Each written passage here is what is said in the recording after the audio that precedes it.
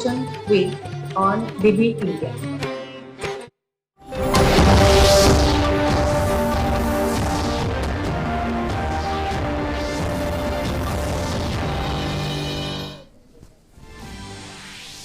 A record of 86,16,373 people vaccinated on the day one of the world's largest vaccination campaign. Madhya Pradesh inoculates more than 15 lakh people, highest in the country. Karnataka follows with more than 10 lakh jabs. India makes further progress in the fight against COVID. Daily cases fall below 50,000 after 91 days. Active caseload declines to 6,62,521. Less than 7 lakh after 79 days. In international news, US President Joe Biden announces the allocation plan for 55 million of the pledged 80 million vaccine doses, approximately 16 million doses allotted to Asian countries. Netherlands and Austria advanced to the round of 16 of Euro 2020 from Group C. Belgium and Denmark qualified to the next round from Group B.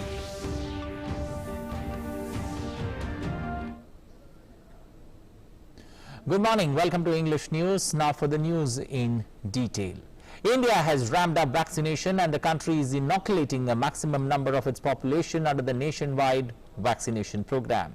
On Monday, the country vaccinated as many as 86,16,373 people, of which 78,37,141 received their first dose, while 7,79,232 received their second jab. A total of 28,87,66,201 vaccine doses have been administered in the country. India has on Monday intensified the mega vaccination drive with the aim of inoculating the maximum number of people in the country. The country has administered nearly 86 lakh doses of vaccine on the first day of the new phase of COVID-19 vaccination. The centralized free vaccination policy began, under which the union government is providing free vaccination to all its citizens above 18 years. Madhya Pradesh set a new record of administering vaccines to the maximum number of people in a single day. The state has inoculated more than 15 lakh people on Monday. The state on Monday started the mega inoculation campaign, Vaccination Mahabhiyan. The campaign will continue till the 30th of June. Southern state of Karnataka followed Madhya Pradesh, with the state administering more than 10 lakh jabs on Monday.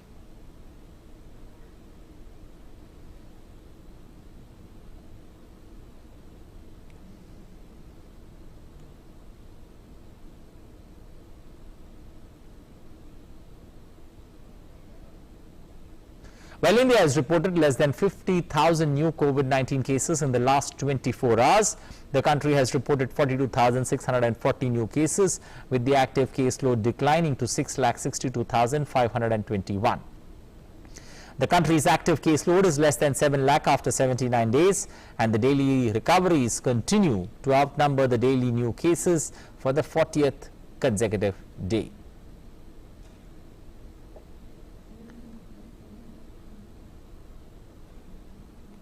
As many as 81,839 patients recovered in the last 24 hours.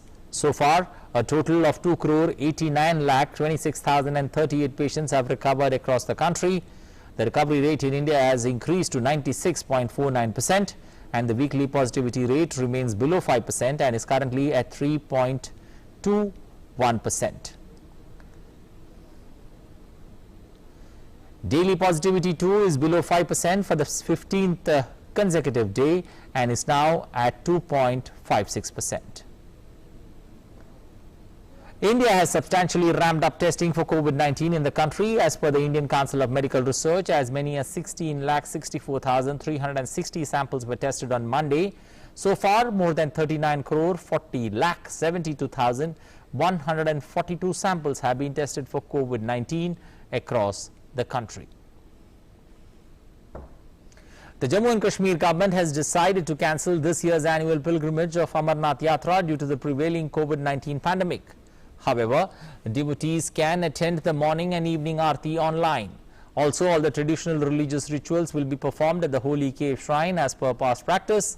The decision was announced by Lieutenant Governor Manoj Sinha after discussions with the Sri Amarnath Shrine Board. The 56-day Yatra was scheduled to begin from the twin routes of Pahalgam and Baltal on the 29th of June and culminate on the 22nd of August. The pilgrimage was also cancelled last year due to the pandemic. Union government has proposed several amendments in the Consumer Protection E-commerce Rules 2020. This brings in more transparency and curbs the prevalent unfair trade practices in the online marketing platforms. The government has shared a draft of the proposed amendments to the Consumer Protection E-commerce Rules 2020 to protect the interests of consumers and encourage free and fair competition in the market. Proposed amendments also aim to further strengthen the regulatory regime. According to the proposed rules, the e-commerce platforms will need to appoint a chief compliance officer, a nodal officer, a resident grievance officer and other officials to ensure compliance with the provisions of the Act and rules.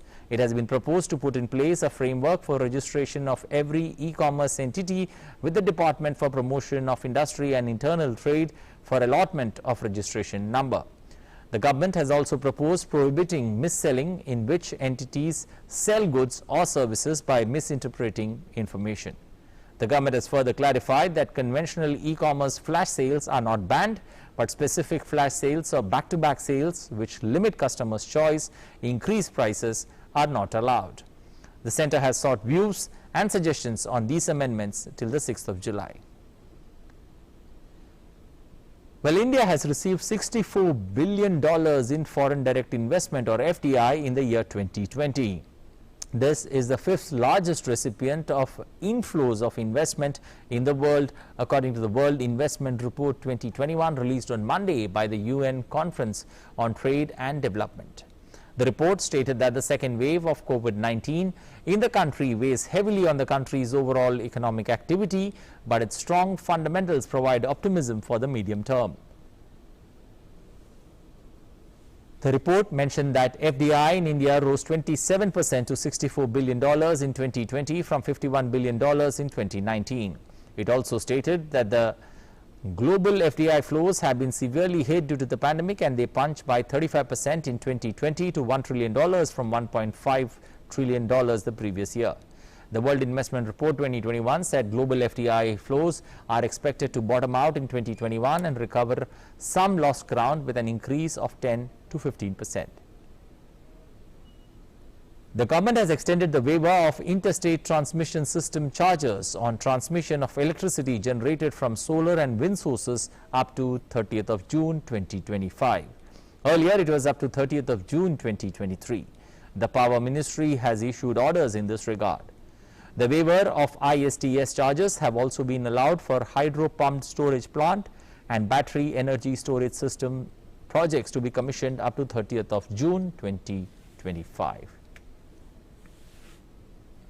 Well, moving on to international stories, US President Joe Biden has announced the allocation plan of 55 million of the pledged 80 million vaccines. Of the 55 million doses, 41 million will be shared via COVAX. The country will be sharing approximately 16 million doses of COVID vaccine in the month of June with Asian countries. Besides India, Nepal, Bangladesh, Pakistan, Sri Lanka, Afghanistan, Maldives, Bhutan, Philippines, Vietnam, Indonesia, Thailand, Malaysia, Laos, Papua New Guinea, Taiwan, Cambodia, Bhutan and the Pacific Islands will be getting the vaccines. Nearly 10 million doses of the vaccine will be allocated for Africa to be shared with countries that will be selected in coordination with the African Union. President Joe Biden said that that US will be an arsenal for vaccines for the world. In Brazil, deaths due to the COVID-19 have surpassed 500,000 on Monday. It has now become the second country to pass the 500,000 COVID-19 death mark after the United States. Hundreds of people in Sao Paulo and Rio de Janeiro cities illuminated candles for those who died during the pandemic in the South American country. Protesters mourned the deaths and demanded the resignation of President Jair Bolsonaro over his mishandling of the pandemic. Notably, only 11% of Brazilians have been fully vaccinated. Last week, new confirmed cases in Brazil accelerated more than 70,000 per day on average.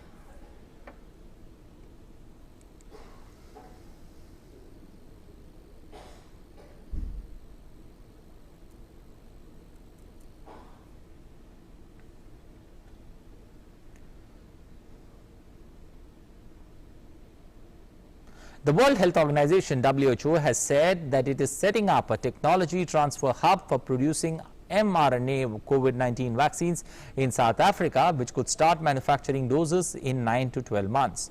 The WHO chief made the announcements aimed at boosting access to vaccines across the African continent, where cases and deaths had increased by almost 40% over the past week. Pfizer and BioNTech, along with Moderna, are the main producers of COVID-19 vaccines using the mRNA technology. Today, I'm delighted to announce that WHO is in discussions with a consortium of companies and institutions to establish a technology transfer hub in South Africa. The consortium involves a company called African Biologics and Vaccines, which will act as the hub both by manufacturing mRNA vaccines itself and by providing training to a second manufacturer called BioVac. In Colombia, deaths due to COVID-19 passed the 1 lakh mark. A record number of coronavirus infections and deaths were reported in recent weeks due to low availability of medical supplies. Intensive care units in major cities operated at near full capacity. Despite the peak, government has lifted many of the restrictions in a bid to help the economy. However, the government blamed weeks of anti-government protests for extending the third peak, which began after Easter. Meanwhile, Colombia has administered over 14.9 million vaccine doses, of which more than 4.7 million are second doses. The country hopes to vaccinate over 70% of its population by this year. Turkey will further relax restrictions imposed to curb the spread of COVID-19 from next month. Limited live music performance and concerts will now be a part of the easing of restrictions. Turkish President Tayyip Erdogan said that Sunday lockdown and night curfew will be completely lifted from July 1st. Meanwhile, public transportation restrictions will also be lifted and public institutions will return to normal working days. Turkey began easing curbs in recent weeks, limiting the lockdown to Sunday and opening restaurants to a limited number of guests after daily cases began to fall from a peak above 60,000 in April. Officials also hope to further accelerate the vaccination program to revive the economic growth.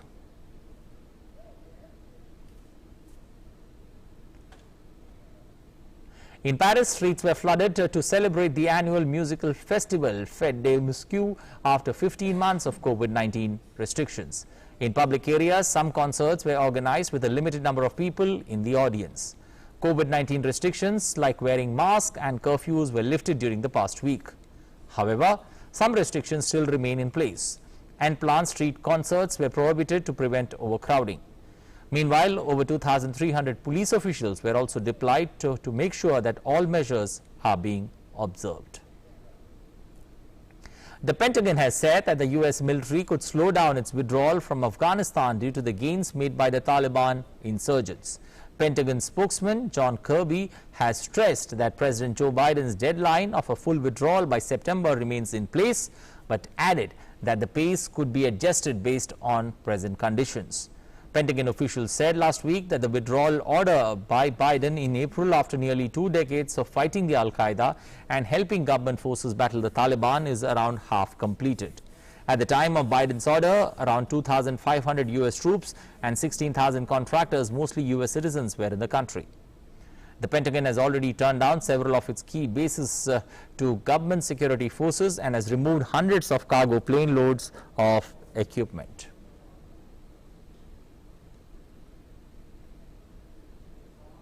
United States and South Korea have agreed to consider scrapping a working group established to coordinate North Korea policy. Seoul's foreign ministry has said after it became seen as a way for Washington to block inter-Korean projects. During talks between U.S. Special Representative for North Korea Sung Kim and his South Korean counterpart No Kyu-duk on Monday, the two agreed to look into terminating the working group while reinforcing coordination at other levels. The ministry said this in a statement.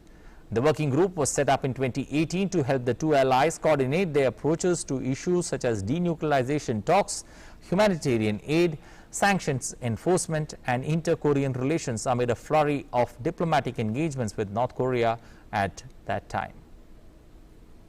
The European Union and the United Kingdom has slapped fresh sanctions on Myanmar state-owned entities and individuals related to the Feb 1st coup and the subsequent violent repression of peaceful protesters. According to an EU press release, the 27-member European bloc imposed sanctions on 8 individuals, 3 economic entities and the war veteran organizations in relation to the military coup staged in Myanmar.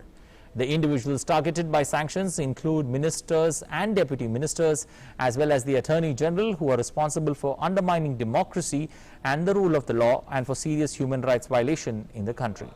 The 4 entities are either state-owned or controlled by the Myanmar armed forces, contributing directly or indirectly to the military's revenue or activities. Australia will strongly oppose a UNESCO plan to list the Great Barrier Reef as in danger over its deterioration caused by climate change. The UN body released a draft report recommending that the reef's World Heritage status be downgraded because of its dramatic coral decline. Environmental campaigners said that the decision highlighted Australia's lack of action to curb emissions and brought shame on the government. Australia's Environment Minister has said Australia would mount a challenge after the backflip on previous assurance from UN officials ahead of the World Heritage Committee's 44th session hosted by China next month. In Ethiopia, voting went peacefully in most areas of the country on Monday, although many polling stations opened late. The voting time was extended by 3 hours by the election board due to the long queues at closing hours. There were complaints by the opposition of irregularities in the 2 regions. This is the country's first free and fair votes after decades of repression. Election Board Chief Bitrukan Medeska said that several opposition parties had complained their agents were beaten and their badges confiscated in the 2 regions. Prime Minister Abiy Ahmed has said that the elections for national and regional parliaments are proof of his commitment to democracy. In some sports news, India's Tejinder Pal Singh Toor, the reigning Asian Games champion in men's shot put, has qualified for the Tokyo Games with an Asian Games record throw of 21.49 meters in the Indian Grand Prix 4 in Patiala. Toor's performance of 21.49 meters, the national record, bettered the Asian record of 21.13 meters as well as the qualifying mark of 21.10 meters. The 26-year-old's previous best was 20.092 meters. He is the 11th Indian to qualify for the Olympics in the track and field. Toor sealed the Olympic berth with his opening throw of 21.49 meters.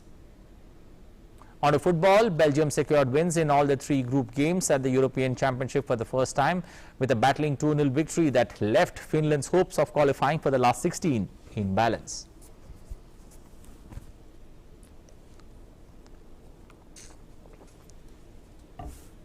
The world #1 ranked team dominated proceedings in St. Petersburg but only led through a late own goal from Finland keeper Lukas Hideki before Romelu Lukaku drilled in the second.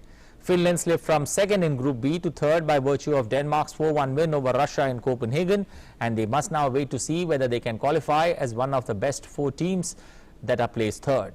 The Danes go on to face Wales on Saturday in Amsterdam. Denmark, meanwhile, set up a last 16 tie with Wales in the European Championship after an emphatic and emotional 4-1 victory over Russia on a frantic night in Copenhagen. The Danes embraced each other at full time just 9 days after teammate Christian Eriksen collapsed on the same pitch in the tournament opener against Finland.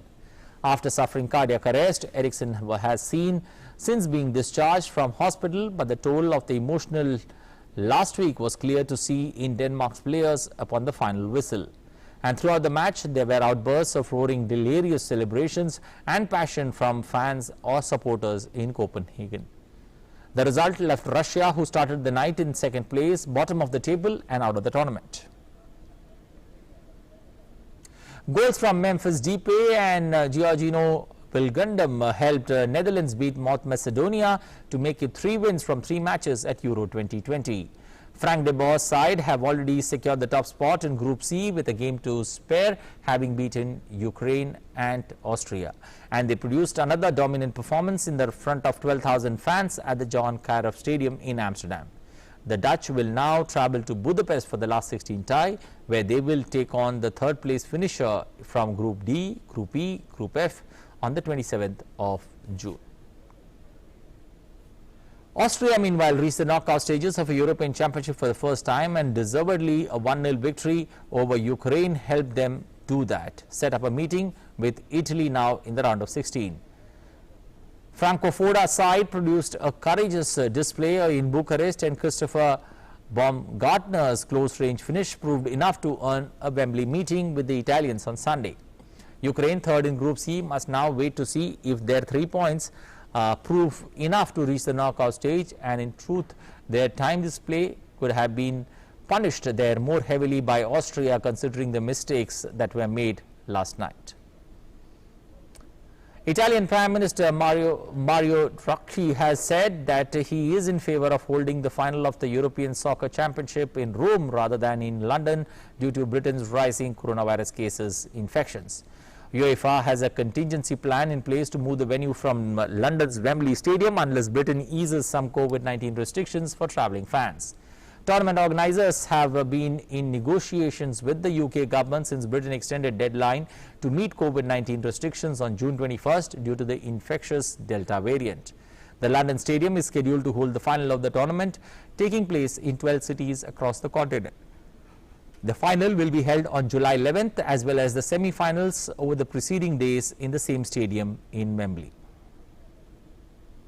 Well, moving to the next story there from sports from the World Test Championship, where persistent rain allowed no play on day 4 of the World Test Championship final, leaving India and New Zealand with a maximum of 196 overs, including the reserve day, to identify an outright winner in case of a draw. The inaugural World Test Championship will now have joint winners who will share the award money and the trophy in case you don't see a positive result. The draw has become a more favoured result, with the first innings of both sides yet to be completed, with only 141.2 overs possible in the first 4 days of play. However, the degree of difficulty of batting on this pitch still leaves the teams a chance to claim the win. As it stands, New Zealand are 116 behind India's first innings score of 217, with 8 wickets still in hand.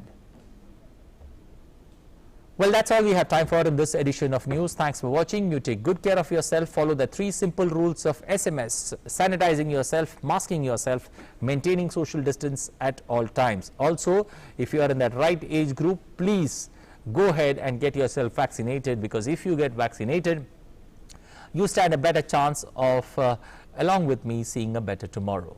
Thanks for watching.